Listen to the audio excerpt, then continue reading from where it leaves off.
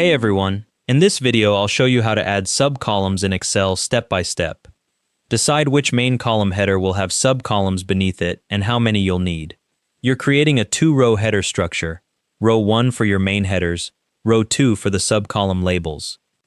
Type your data into adjacent columns and leave row 1 blank. Your smaller columns should sit side by side, ready to be grouped under one main header. In row 2, add labels for each of your subcolumns. Click on the first cell in row 2 where your subcolumns start, that's B2 if you're using column B, and type your label. Press Tab to move to the next cell and add the next label. Keep going until all your subcolumns have their own descriptive names. Once your labels are in, click on the first cell in row 1 directly above your leftmost subcolumn. Hold Shift and click on the cell above your rightmost subcolumn to select the entire range. So if your subcolumns are in B, C, and D, you'll be selecting B1 to D1. You'll see the range highlighted. With that range still selected, type your main column header text into the leftmost cell. Now, right-click on that selected range. A context menu will pop up. Click on Format Cells from the menu.